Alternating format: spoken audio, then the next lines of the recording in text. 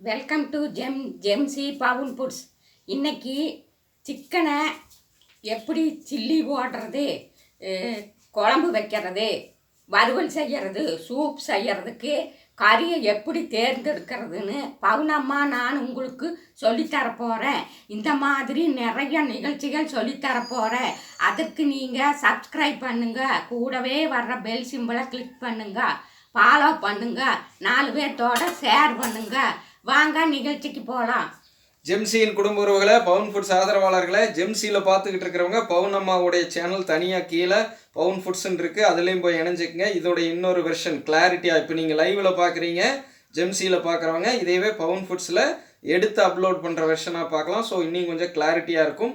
பவுன் ஃபுட்ஸ் நேயர்கள் நீங்கள் லைவில் பார்க்கணும் அப்படின்னா, இன்னும் என்னோட முழு தோற்றத்தோட என் ஃபேஸோடெல்லாம் பார்க்கணுன்னா நீங்கள் ஜெம்சிக்கு வந்துக்குங்க. ஸோ இப்போது இந்த பிராய்லர் கோழி வாங்கிட்டு வந்ததை நம்ம கட் பண்ணிக்கலாம். அங்கேயே இருக்கட்டுங்கம்மா. இப்போ வந்து பார்த்தீங்கன்னா கோழியின் ரகம்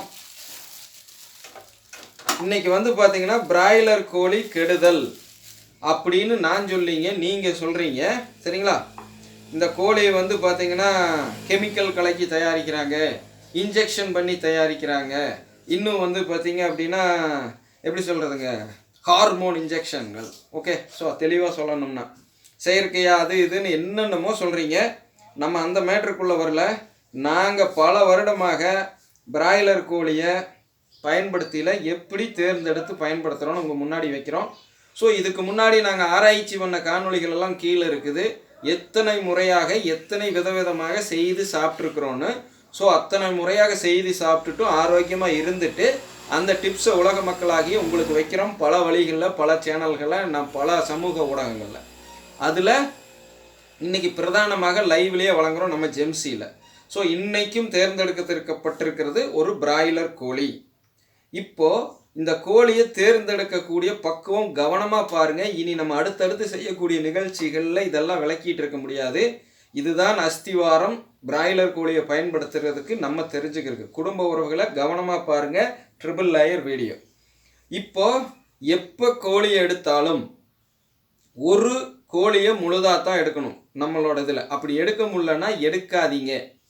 2 பேர் ஒரு பேர் உள்ள வீட்டுக்கு எப்படா எடுத்து பயன்படுத்துறதுன்னு சங்கடப்பட வேண்டாம். நம்மளுடைய ப்ராசஸே 3 நாட்களுக்கு மேலே வரும். இந்த சிக்கன் குழம்பு ஒரு முறை ஞாயிற்றுக்கிழமைக்கு வச்சுட்டா 3 நாள் தெறிக்க விடலாம். நாங்கள் பல வருடமாக சாப்பிட்டுட்டு உயிரோடு இருந்துட்டு தான் சொல்கிறோம். சிக்கன் அடுத்த நாள் சாப்பிட்டா பாய்சனு கீசனுங்கிறவங்க எல்லாம் உங்கள் கருத்தை கேட்குறதுக்கு நாங்கள் ஆள் இல்லை. என்னுடைய கருத்துங்கிறத தாண்டியும் என்னுடைய ஆராய்ச்சியில் நான் பயன்படுத்தி பலன் பெற்றதை வைக்கிறதுங்கிற முறையில் வைக்கிறேன். பிடிச்ச எடுத்துக்கங்க, இல்லை பிடிக்கிறப்ப எடுத்துக்கங்க. ஸோ யாரும் எங்களுக்கு இந்த கமெண்ட் போட்டு இந்த விஷயங்களெல்லாம் சொல்ல வேண்டாம். 2 சேனல்லேருந்து தான் சொல்கிறேன். நாங்கள் பல வருடமாக சாப்பிட்டு உயிரோடு இருக்கிறோம், ஆரோக்கியமாக இருக்கிறோங்கிறதுக்கான ஆதாரம் கீழே இருக்குது. அதற்காக இந்த பிராய்லர் கோழியை ப்ரொமோட் பண்ணுறோன்னு மட்டும் நினச்சிடாதீங்க. இதோடைய நோக்கம் என்னன்னு தெளிவாக புரிஞ்சுக்கங்க. நீங்கள் நாட்டுக்கோழி பயன்படுத்துவீங்களோ, மட்டன் பயன்படுத்துவீங்களோ, ஃபிஷ்ஷு பயன்படுத்துவீங்களோ, அது உங்கள் பிரச்சனை. ஒருவேளை பிராய்லர் கோழியை பயன்படுத்தினா இந்த மாதிரி டிப்ஸுகளை கடைபிடித்து பாருங்கன்னு ஒரு வேண்டுகோள் தான். ஏன்னா நாங்கள் இப்படி தான் சாப்பிட்டு ஆரோக்கியமாக இருந்துக்கிறோம். ஸோ இப்போ உள்ளே வருவோம். ஸோ தெளிவான விளக்கத்தை ஆரம்பத்திலேயே தெளிவுபடுத்திட்டேன். நம்மளுடைய நோக்கம் இது போன்ற கோழிகளை ப்ரமோட் பண்ணுவதோ இல்லை பயன்படுத்தாதேன்னு சொல்கிறதோ இல்லை. நான் பயன்படுத்தியில் இப்படி பயன்படுத்தி சாப்பிட்டு, அதாவது ப்ராசஸ் பண்ணி, இனி அடுத்தது வந்து பார்த்திங்கன்னா நம்ம பவுன் ஃபுட்ஸோடைய லிக்விடில் கழுவி சில்லி போட்டு குழம்பு எப்படி மிளகா கூட்டில் வந்து பார்த்திங்கன்னா நம்ம சுத்தி செய்து அதுக்கப்புறம் அதை வந்து குழம்பு வச்சு அதிலிருந்து எப்படி வறுவல் போட்டு அப்படிங்கிறதெல்லாம், அதிலிருந்து எப்படி அந்த வறுவலுக்கு எடுக்கிறதுக்கு முன்னாடியே சூப் எப்படி வெளியே எடுக்கிறதுங்கிறதெல்லாம் இன்றைக்கி அதுதான் லைவில் தெரிவிக்க விட போகிறோம் அடுத்தடுத்து சரிங்களா. ஸோ அதெல்லாம் தெரிஞ்சுக்கிறதுக்கு, அதெல்லாம் பலன் பெறதுக்கு இங்கே இருக்குது விஷயம். இதுதான் அஸ்திவாரம். தெளிவாக பாருங்கள். இப்போது ஏன் ஒரு கோழியை எடுக்க சொல்கிறேன் அப்படின்னா, நம்ம பிராய்லர் கோழியை பயன்படுத்தினாலும் சரி, நாட்டுக்கோழியை பயன்படுத்தினாலும் சரி, என்ன செய்ய சொல்கிறோம்? பிரியாணி கட்டாயம் இருக்கணும், குழம்பு கட்டாயம் இருக்கணும், சிக்கன் 65 கோழி 65 கட்டாயம் இருக்கணும், வறுவல் கட்டாயம் இருக்கணும். இது 4ம் கட்டாயம் இருக்கணும். சாதம் குழம்பு ஊற்றி சாப்பிட்றதா இருந்தால் கூட சாப்பிடுங்க, இல்லை பிரியாணி இதுகளோடைய நிறுத்திக்கிங்க. ஸோ இது 4ம் கம்பல்சரி இருக்கணும். அந்த 4ம் கம்பல்சரி இருக்கிறதுக்கு இந்த கறியுடைய ரகம் கரெக்டாக இருக்கணும். இந்த மாதிரி எலும்பு மஜ்ஜை எலும்போடு இருக்கிற கறியும் வேணும், சிக்கன் 65க்கு வந்து பார்த்திங்கன்னா சதை பகுதியாக இருக்கிற மாதிரி வேணும். இப்போ பவுனம்மா அதை எடுப்பாங்க. நம்ம சிக்கன் 65க்கு தனியாக வச்சுருவோம். இங்கே மேலே வைங்கம்மா. இந்த மாதிரி கோழி 65க்கு நம்ம செலெக்ஷன் பண்ணக்கூடியது தெளிவாக பார்த்துக்குங்க. ஸோ சதக்கண்டம் ஓகேங்களா. இந்த எலும்பு மஜ்ஜையோடு இருக்கிறதுலே எடுத்து இந்த எலும்பு அறுத்து தனியாக வெளியே எடுத்துக்கணும். ஸோ அதுக்காக ஃபுல்லாக எடுத்துட வேண்டாம். நம்ம உங்களுக்கு இன்றைக்கி காண்பிக்கிறதுக்காகவே பெரிதாக வெட்டி கொண்டு வந்திருக்கிறோம். ஸோ இந்த லெக் பீஸில் வெட்டி இருக்கிற இடத்துல இருக்கிறதும் வேணும், தெளிவாக பார்த்துக்குங்க. ஸோ அங்கே இருக்கிற சதை எடுத்துட்டு அந்த எலும்பு மறுபடியும் குழம்புக்கு கொண்டு வந்துடுவாங்க. தெளிவாக பாருங்கள், இந்த இடமும் வேண்டும். இப்போ நம்ம எடுக்கக்கூடியது இதோ கரெக்டாக கணக்கு பார்த்தீங்க அப்படின்னா, நம்ம இப்போ 2 பேர் உள்ள வீட்டுக்கு சிக்கன் 65க்கு கோழி 65க்கு எடுக்கக்கூடிய கறியுடைய அளவு கரெக்டாக ஞாபகம் வச்சுக்கங்க. இப்போ நம்ம எடுத்துகிட்டு வந்திருக்கிற அளவு என்னன்னு சொல்கிறேன். ஸோ இது ஆகாது. இது வந்து பார்த்திங்கன்னா குழம்புல கட்டாயம் இருக்கணும். இந்த கொழுப்பு பகுதி இருக்குது பார்த்திங்களா, நல்லா தெரியும் நினைக்கிறேன். இந்த கொழுப்போட குழம்புல இருக்கணும். ஸோ இதை பிரியாணியில் போட்டுறாதீங்க. இது குழம்புக்கு இருக்க வேண்டிய கறி, இதுதான் பிரியாணிக்கு இருக்க வேண்டிய கறி. லெக் பீஸு அந்த எப்படி சொல்கிறதுங்க, பறக்கிற ரெக்கை இருக்குது பார்த்திங்களா, அந்த ரெக்கையில் இருக்கிறது. ஸோ இது பிரியாணிக்கு, இதுவும் பிரியாணிக்கு. ஸோ அது பிரியாணி போடையிலே தெளிவாக காட்டுறேன். இப்போ நம்ம இங்கே பாருங்கள், இது வந்து குழம்பு கொதிக்கையில் போட்டுறக்கூடாது, கடைசியாக ஃபைனலாகி நிறுத்துறப்ப தான் போடணும். ஈரல். ஸோ ஒரு கோழியை முழுதாக எடுக்க சொல்கிறதுடைய நோக்கம் என்ன, அதோடைய ஈரல் வேணும். இன்னும் வந்து பார்த்திங்கன்னா கல்லீரல் மண்ணீரல் பாங்கில அந்த நாங்கள் சொல்கிறது வந்து எங்கள் ஏரியாவில் குண்டி காய்ப்போம், எங்கே வெட்டி லேப்பியிருக்காங்க. இதா இங்கே பாருங்கள், இந்த இது இருக்கணும். ஸோ இது 2 கட்டாயம் இருக்கணும். நம்ம ஒரு கோழி எடுத்தால் இந்த ஈரலும் இந்த குண்டிக்காய் பகுதியும் கட்டாயம் இருக்கணும். உள்ளே நீங்கள் பார்த்துங்க. ஸோ மற்றது எல்லாமே உங்களுக்கு ஏசிட்டிஸ் தெரிஞ்சது. இதெல்லாம் வந்து பிரியாணிக்கு அப்படி இருக்கும் டேஸ்ட். இது போட்டு தான் பிரியாணி செய்யணும். நீங்கள் 1/4 கிலோ 1/2 கிலோ அப்படிங்கிற தனியாக எடுத்துகிட்டு வந்தீங்க அப்படின்னா உங்களுக்கு இந்த மாதிரி சுவையாக சமைக்க முடியாது, சக்தி நிறைந்த மாதிரி சமைக்க முடியாது, உடல் சூடு இல்லாமல் சமைக்க முடியாது. நல்லா நோட் பண்ணிங்க, எல்லா பாகமும் இருக்கணும். நிறைய பேர் கேட்கலாம், நான் 1/2 கிலோ எடுத்துகிட்டு வந்தாலே எல்லா பாகம் இருக்கும் அப்படின்னு ஒருத்தர் கேள்வி சொன்னாங்க. நம்ம சகோதரி ஒருத்தர். கோழி தேர்ந்தெடுக்க வேண்டியது 1,400 1,800 இல்லை 2 கிலோ 2.25 கிலோ வரைக்கும் கூட தாராளமாக போகலாம். அப்படி இருக்கிற ஒரு கோழியை பிடிச்சி பொசுக்கி இல்லைங்க உரிச்சு எடுத்து கொண்டு வந்திருக்கிறோம். நாட்டுக்கோழி தான் வாட்டி இது பண்ணி எடுக்கணும். இது வந்து பார்த்திங்கன்னா உரிச்சு எடுத்துகிட்டு வந்திருக்கிறோம். இது வந்து தொல்லியோட பயன்படுத்துவது நம்ம உங்களுக்கு அதாவது தோலோடு பயன்படுத்துவது நம்ம உங்களுக்கு பரிந்துரைப்பதில்லை.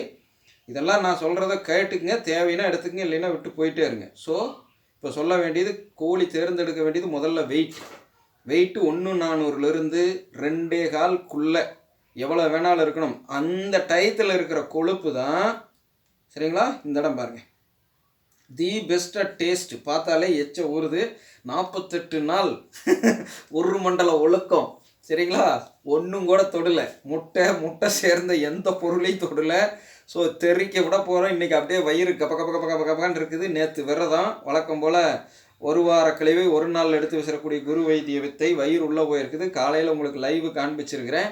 கடந்த 48 நாளில் நம்ம எட்டிய சாதனை என்னென்னா 8 இன்ச்சு நம்ம தொப்பையை குறைச்சாச்சு சரிங்களா. ஸோ 13 வருடம் என்னுடைய உடல்வாக்கு பின்னோக்கி போய் இளமையை நான் மீட்டு கொண்டு வந்திருக்கிறேன். 41 வயதுன்னு இன்றைக்கி வெளியே சொன்னால் எவனும் நம்ப மாட்டான். நம்மளுடைய ஏஜ் இன்றைக்கி 27 இலக்கு மறுபடியும் சொங்கன்னு கீழே போயாச்சு. ஸோ இப்படி தான் நான் என்ன மீட்டுக்கிறேன். ஸோ சாப்டருக்கு வருவோம்.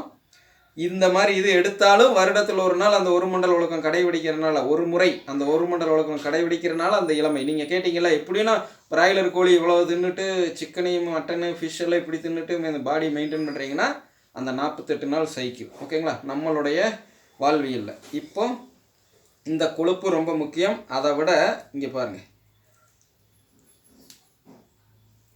இந்த எலும்பில் உள்ளே இருக்குது பார்த்தீங்களா மஜ்ஜை நீளமாக வெட்டி எடுத்துருக்குறாங்க இவங்க.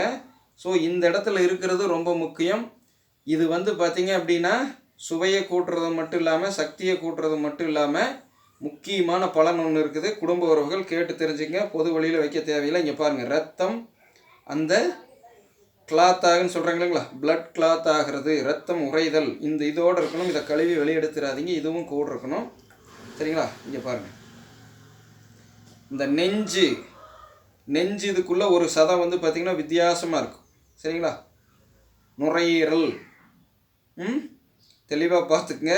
இந்த சதை பகுதி நம்மளுக்கு ரொம்ப முக்கியம். நீங்கள் வைக்கிறதில்ல. இங்கே பாருங்கள், அந்த நெஞ்சு கூட்டுக்குள்ளங்கிற மாதிரி இடத்துகளில் இருக்கும். வெட்டி தெளிவாக எடுத்துருக்குறாங்க. இங்கே பாருங்கள், இது வந்து பிரியாணியில் இருந்தது அப்படின்னா வேறு லெவலில் இருக்கும் பிரியாணி. இப்போ நம்ம பிரியாணி எல்லாமே செய்து காட்ட போகிறோம். ஸோ உங்களுக்கு போதுமான இது கொடுத்தாச்சு. இப்போ நம்ம பார்த்திங்கன்னா இதெல்லாம் வந்து நம்மளுக்கு இனி எதுக்கு தேவை? குழம்புக்கும் வறுவலுக்கும் தேவை. ஸோ இது வந்து சில்லிக்கு தெளிவாக பார்த்துக்குங்க. இப்போ இதை வந்து பவுனம்மா சின்னதாக நம்ம சொல்கிற மாதிரி துண்டை அறுத்து அடுத்து நம்மளுடைய பவுன் ஃபுட்ஸுடைய லிக்விட் தயாரித்து க்ளீனிங் பர்பஸ் அதில் வந்து நம்ம க்ளீன் பண்ணி அதுக்கப்புறம் தான் சில்லி போடுவோம். அதெல்லாம் எப்படின்னு படிப்படியாக பாருங்கள். ஸோ உங்களுக்காக தெளிவாக எடுத்தாச்சு. ரொம்ப நாள் கழித்து சாப்பிட்றதுனால சில்லி கொஞ்சம் நிறையா இழுக்கும். ஸோ அதனால் இன்னொரு 2-3 நாள் எடுத்துக்கோங்களா? ஓகேம்மா. இப்போது இங்கே பாருங்கள், ஹார்ட் இதயம் கோழி இதயம் பார்த்துக்க. இதயம் எல்லாத்தையும் தூக்கிட்டு வந்தாச்சு. ஸோ முழு கோழியை முழுதாக எடுத்துருக்கிறோம். எல்லாத்தையும் எடுத்து ப்ராசஸ் பண்ணுறோம். ஒருத்தர் இருந்தாலும் 2 பேர் இருந்தாலும் 4 பேர் இருந்தாலும் இப்படி ஒரு கோழியை முழுதாக எடுங்க. எல்லா பாகத்தையும் எடுங்க. தெளிவாக திரும்பி ஃபைனலாக சொல்லி முடிச்சிடுறேன். எல்லா பாகத்தையும் எடுங்க. ஒரு முறை வைத்து 3 நாட்கள் பயன்படுத்துங்க. சுத்தி செய்கிற முறை தனித்தனியாக இருக்குது. சில்லிக்கு தனியாக சுத்தி செய்யணும், குழம்புக்கு தனியாக சுத்தி செய்யணும். குழம்புக்குள்ளே சுத்தி செய்கிறதுலேருந்தே வறுவலுக்கு எடுக்க போகிறோம். ஸோ வறுவலுக்கு தனியாக சுத்தி செய்ய வேண்டிய அவசியமில்லை. சூப்பு அது சுத்தி செய்ததுக்கு அப்புறம் தான் ப்ராசஸ் பண்ணி எடுக்க போகிறோம். ஸோ சூப்பும் பிரச்சனை இல்லை. அந்த குழம்பு வெந்து வரையில் எந்த இடத்துல எடுக்கணும், எத்தனாவது கொதி வரையில் எடுக்கணும், அதை எடுத்து என்னென்னலாம் கூட சேர்த்து சாப்பிடணும், அதெல்லாம் வரிசையாக வரப்போகுது. இந்த மாதிரி விஷயங்களை தான் 13 வருஷமாக ஆராய்ச்சி பண்ணிக்கிறோம். ஸோ ஹெல்த் டிப்ஸில் உட்காந்து சொல்லல. சிக்கன் குழம்புல நம்ம முட்டை கலக்கி 3ஆவது நாள் இருக்கிற குழம்புல போடுன்னா ஒரு டேஷ் பரதேசி டேஷ் பக்கி கமெண்ட் போட்டிருந்தான். ஸோ அந்த பக்கிக்கு சொல்கிறேன், இப்போ லைவ்லேயே காட்டுறேன். அது எடிட்டட் வெர்ஷனும் கூட சொன்னால் நீ எப்படா வச்சின்னு கேட்பேன். ஸோ இப்போ நான் வைக்கக்கூடிய குழம்பு இன்னத்த டேட்டு ஞாயிற்றுக்கிழமை 4ஆம் தேதி. ஓகேவா? ஸோ இனி தெளிவாக எத்தனை நாள் 7ஆம் தேதி வரைக்கும் கொண்டு போகிறோன்னா 8ஆம் தேதி வரைக்கும் ஃப்ரிட்ஜ் இல்லாமல் ஒரு மண் சட்டியில் வச்சு இதுலேயே, அதாவது உங்களுக்காக கேஸ்லேயே காட்டுறோம். நாங்கள் ஏசிட்டிஸ் எப்படி பண்ணுவோன்னா யூஸ்வலாக பிராயில், அதாவது ராக்கெட் அடுப்பில் தான் செய்வோம். ஸோ உங்களுக்காக நீங்கள் எங்கனால் எப்படின்னா அடுப்பெல்லாம் வச்சு செய்ய முடியும்னு நாளைக்கு ஒரு கேள்வி கேட்பீங்க. ஸோ உங்களுக்காக இந்த கேஸ் அடுப்புலையே செய்கிறோம். இதுலேயே 3 நாள் 4 நாள் வச்சு சாப்பிட்றோம். உங்களுக்காக புதிதாக செய்யலை. நாங்கள் ஆல்ரெடி பல வருஷமாக செய்து அதுலேயும் பயிற்சி எடுத்துருக்குறோம். ஸோ கேஸ் அடுப்பு மட்டும் இல்லை, திரி அடுப்பு மட்டும் இல்லை, பம்ப் அடிக்கிற ஸ்டவ் மட்டும் இல்லை, இதே கறி குழம்பை நம்ம சொல்கிற மாதிரி இண்டக்ஷன் ஸ்டவ் எஸ்எஸ் பாத்திரங்களை மட்டுமே பயன்படுத்தி இண்டக்ஷன் ஸ்டவ்வில் பயன்படுத்தி அதுலேயும் 3 நாள் வச்சு சாப்பிட்ருக்குறோம். ஸோ எது என்னென்ன டேஞ்சர் பண்ணுதுன்னு நல்லா தெரிஞ்சுக்கிறதுக்காக, நம்மளுடைய ஆராய்ச்சியை கொண்டு போவதுக்காக. புதிதாக வர்றவங்களுக்கு சொல்லக்கூடிய ஒரே விஷயம் என்னென்னா, இது ஏதாவது நாங்கள் வைக்கிற தலைப்பை பார்த்து உணவு தயாரிப்பு தெரிஞ்சுக்கலான்னு உள்ளே வந்தீங்கன்னா தவறான சேனல். நீங்கள் வந்திருக்கிறது தவறான இடம். நீங்கள் தயாரிக்கிற உணவை எப்படி மருந்தாக சமைச்சிக்கிறது, சைவமோ அசைவமோ எதுவாக இருந்தாலும் அப்படின்னு தெரிஞ்சுக்கணும். அது மூலிமா பாதிப்பு இல்லாமல் வாழணும்னு நினைக்கிறவங்க, பொறுமைங்கிற தவத்தை ஈட்டுறதுக்கு வாய்ப்பு உள்ளவங்க மட்டும் இந்த சேனலுக்குள்ளே இருங்க. 2லேயும் தான், ஜெம்சிலையும் சரி பவுன் ஃபுட்ஸ்லேயும் சரி, அதற்கு தகுந்த மாதிரி கால அளவும் நேரமும் கொடுக்கப்பட்டு சரியான விளக்கங்கள் கொடுக்கப்படும். புதியவர்கள் உங்களுக்கு ஏற்கனவே இந்த விஷயங்கள் இருந்தாலும் கூட விருப்பம் இருந்தால் பொறுமை காத்து பார்த்துக்குங்க. இன்னும் நிறையா விஷயங்கள் தெரியாததுக்கு வாய்ப்பு இருக்குது, அதாவது நீங்கள் தெரிஞ்சுக்கிறதுக்கு வாய்ப்பு இருக்குது. அதை மட்டும் இங்கே உறுதிப்பட சொல்ல கடமைப்பட்டிருக்கிறேன். ஏன்னா நான் மட்டும்தான் எல்லாம் தெரிஞ்சவங்கன்னு சொல்ல முடியாது. என்னை விட தெரிஞ்சவங்களும் நிறையா இருப்பாங்க. ஆனால் நம்மளை பின்பற்றக்கூடிய குடும்ப உறவுகளில் நான் காட்டக்கூடிய விஷயங்களை நான் எத்தனை முறை பரிசோதித்து ஆராய்ச்சி பண்ணி பயன்படுத்தி பார்த்துட்டு தான் உங்களுக்கு பரிந்துரைப்பேங்கிறத புரிய வைக்கிறதுக்காக இந்த விஷயங்கள். ஸோ தெளிவாக ஆதரவளி தருங்க. அடுத்து அப்படியே கட் பண்ணி லிக்விடு தயாரித்து வச்சுருக்கிறாங்க பவுனம்மா. ஸோ அந்த லிக்விடில் இதை எப்படி வந்து ப்ராசஸ் பண்ணி உடனே வந்து நம்ம சிக்கன் 65 போடணும். இன்னொன்று தெளிவாக சொல்லிடுறேன், இந்த மாதிரிலாம் திறந்து வைக்காதீங்க, டக்குன்னு மூடி வச்சுருக்கணும். இந்த கோழி இன்னொரு பிரதானமான டிப்ஸ் ஃபைனல் சொல்லிடுறேன், நம்ம கண்ணு முன்னாடி மட்டுமே வெட்டணும். நல்லா ஞாபகம் வச்சுங்க 2 சேனல் உள்ளவங்க. இப்போ நான் போய் வாங்கி என் கண்ணு முன்னாடி உசுரோடு இருக்கிற கோழி அறுத்து உள்ளே எல்லாம் கொண்டு போய் வெட்ட மாட்டாங்க. நான் பார்க்குற கடையில், அதாவது நான் ரெகுலராக வாங்குகிற கடையில் என் கண்ணு முன்னாடி வெட்டி அவர் எனக்கு அந்த வெட்டினதை தான் எனக்கு பார்சல் பண்ணி கொடுக்குறாராங்கிறத ஒவ்வொரு முறையும் உறுதிப்படுத்தி, அது 10 வருஷமாக அவங்கக்கிட்ட வாங்கினாலும் சரி, 20 வருஷமாக அவங்கக்கிட்ட வாங்கினாலும் சரி, உறுதிப்படுத்தி எனக்காக பிடித்தது, எனக்காக அறுத்தது, எனக்காக உரித்தது, எனக்காக துண்டு துண்டாக வெட்டினதைத்தான் எனக்காக பார்சல் பண்ணி எனக்காக என் கையில் கொடுக்குறாங்களாங்கிறத உறுதிப்படுத்தி வாங்கிட்டு வந்து, அப்படி வாங்கிட்டு வந்ததையும் அதிகபட்சம் 90 நிமிடத்துக்குள்ளே குழம்பு வச்சு முடிச்சிருவோம். அது வரைக்கும் ஒரு பிளாஸ்டிக் கவர் கொடுத்தாங்களாலோ இல்லை துணியில் சொல்கிறேங்க சேம்பு இலையில் கட்டி கொடுப்பாங்க, அதுலேயோ இருந்தாலும் தண்ணிக்குள்ளே வச்சு மூடி வச்சுருவோம். திறந்து காற்றில் வைக்கக்கூடாது. இந்த மாதிரி அதிக நேரம் காற்றில் வச்சிங்கன்னா அதுவும் டேஞ்சர் ஆகிரும். ஸோ இதெல்லாம் 3 நாள் பயன்படுத்துறதுக்கு குழம்புக்கு முன்னாடி தேர்ந்தெடுக்க வேண்டிய பக்குவம். இங்கே ஒருத்தன் வெட்டி 7 மணி நேரம் தொங்க விட்டுறதை வாங்கிட்டு வந்துட்டு தின்னு போட்டு எனக்கு பாய்சன் ஆகுது, பொய்சன் ஆகுது, பின்னால் பிடுங்குது, முன்னால் பிடுங்குதுன்னெல்லாம் கேள்வி கேட்கக்கூடாது. ஸோ தேர்ந்தெடுக்க வேண்டியது ரொம்ப ரொம்ப முக்கியம். இப்படி தேர்ந்தெடுக்கிற அளவுக்கு பொறுமையும் நேரமும் உங்களுக்கு பணமும் இருந்தால் போய் தேர்ந்தெடுத்து செய்யுங்க குடும்ப உறவுகள். இல்லைன்னா குடும்ப உறவுகளுக்கு பரிந்துரைக்கிறது தயவு செஞ்சு தவிர்த்துருங்க.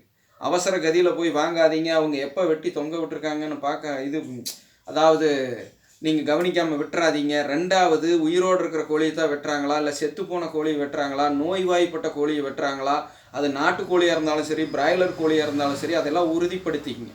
பெரும்பான்மையான கடைகள் இன்றைக்கு வியாபார கதியில் வேறு லெவலில் செய்கிறாங்க. நல்லவங்க இருக்கிறது கம்மியாயிட்டே போகுது. ஸோ யாராக இருந்தாலும் உங்கள் கண்ணு முன்னாடி வெட்டுறாங்களான்னு உறுதிப்படுத்தி வாங்கிக்கிங்க. அது உங்களுக்கு நிச்சயம் பாதிப்பு இல்லாமல் இருக்கும். ஏன்னா வெட்டி அதிக நேரம் வச்சிருந்து அது காற்றுல உள்ள கிருமிகளும் இதெல்லாம் வச்சு அதில் இருக்கிறது வச்சும் அதை கொண்டுட்டு வந்து நீங்கள் ஒருவேளை இன்னதான் கொதின்னு கொதிக்க வச்சாலும் சில டைம் சில்லி போடையில் ஏமாந்துட்டாலும் அதுலேயும் இதுலேயுமே சவர்மா போடலாம். ஸோ சவர்மாலாம் போடையில் ரொம்ப ஜாக்கிரதையாக செய்யணும். ஸோ அதுக்கெல்லாம் தெளிவாக விளக்குறேன். தொடர்ந்து ஆதரவு வழி தருங்க. நான் உங்கள் குரு உங்கள் பவுனம்மாவுடன். நன்றி, வணக்கம் மக்களே. வழக்கம் போல் பவுனம்மா சொல்லி முடிங்க. எல்லோரும் இயற்கையோடு இணைவோம், இன்பமாய் வாழ்வோம். நான் உங்கள் பவுனம்மா. நன்றி, வணக்கம்.